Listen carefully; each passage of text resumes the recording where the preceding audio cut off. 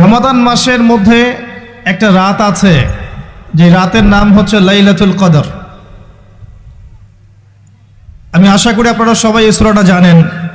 বা'দা আউযু বিল্লাহি মিনাশ শাইতানির রাজীম, ইন্না আনজালনাহু ফি লাইলাতুল কদর। নিশ্চয়ই আমি কোরআনকে নাজিল করেছি লাইলাতুল কদরে, ভাগ্য রজনীতে। ওয়ামা আদরাকা মা লাইলাতুল কদর, হে নবী মুহাম্মদ সাল্লাল্লাহু আলাইহি ওয়াসাল্লাম, আপনি কি জানেন লাইলাতুল কদর কি জিনিস? লাইলাতুল কদরি খায়রুম মিন আলফি শাহর, লাইলাতুল কদর হচ্ছে হাজার মাসের চাইতে উত্তম। এখানে গাণিতিকভাবে ব্যাখ্যা করতে যাবেন না, 1000 মাস সমান সমান কত বছর হয়, ব্যাপারটা এমন নয়। এখানে আধিক্য বোঝানো হয়েছে। হাজার হাজার মাস ইবাদত করলে যে নেকি হয়, এক রাত ইবাদত করলে সে নেকি হয়ে যাবে ইনশাআল্লাহ। এই রাতে কি হয়? স্পেশাল তানাজ্জালুল মালাইকাতু ওয়ার রূহ। এই মাসে আল্লাহর পক্ষ থেকে আল্লাহর ফেরেশতারা নেমে আসেন। কোথায় নেমে আসেন? পৃথিবীতে। তাদের সর্দার হিসেবে থাকেন জিবরাইল আলাইহিস সালাম। তানাজ্জালুল মালাইকাতু ওয়ার রূহু ফিহা বিইذনি রাব্বিহিম, আল্লাহর রবের আদেশে তারা এই কাজটা করেন। মিন কুল্লি আমর, প্রত্যেকটা বিষয়ের ফয়সালা হয় এই রাতে। আপনার আমার তাকদীর লেখা হয়েছে আসমান জমিন সৃষ্টির 50,000 বছর আগে।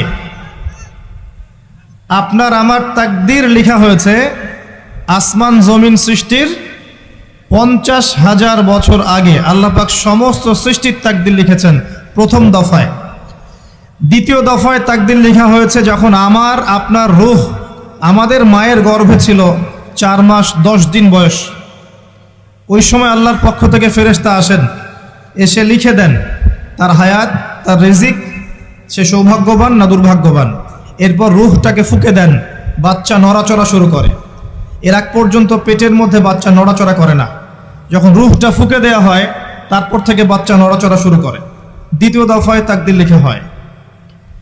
এরপরে তৃতীয় দফা লেখা হয় এই লাইলাতুল কদরে, যে আগামী 1 বছর কি হবে, আপনি কি করবেন, অর্থাৎ 1 বছরের বাজেট প্রণয়ন করা হয় প্রত্যেক লাইলাতুল কদরে। তানাজ্জালুল মালাইকাতু ওয়ার রূহ ফিহা বিইذনি রাব্বিহিম মিন কুল্লি আমর। এই রাতের আরেকটা বৈশিষ্ট্য হচ্ছে সালামুন হিয়া হাত্তা মাতলাইল ফজর, ফজর পর্যন্ত এই রাতে শান্তি শান্তি শান্তি শান্তি প্রশান্তি বজায় থাকে। এই রাতে আপনি যে দোয়া করবেন, যে কোনো দোয়াই করবেন, যদি আপনার রিজিকটা হালাল হয় ইনশাল্লাহ কবুল হয়ে যাবে, যে কোনো দোয়া। এই রাতে যারা ইবাদত করে দাঁড়িয়ে দাঁড়িয়ে, তাদের চতুর্দিকে ফেরেশতারা সমবেত হন, তাদের দোয়ায় তারা শরীক হন, তাদের জন্য দোয়া করতে থাকেন। ঠিক তখনই দেখবেন মুমিন বান্দার চোখ দিয়ে টপ টপ করে পানি পড়া শুরু হয়েছে। আপনি ফিল করতে পারবেন যে আপনার দোয়া আল্লাহ কবুল করছেন।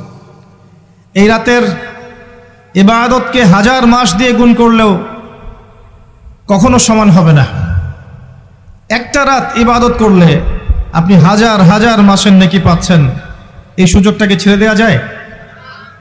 কবে এই রাত স্পেসিফিকলি বলা যাবে না, 27 তারিখেই স্পেসিফিকলি বলা যাবে না যে 21-এর রাতেই, 23-এর রাতেই বা 25-এর রাতেই, নির্দিষ্ট করে বলার কোনো সুযোগ নাই।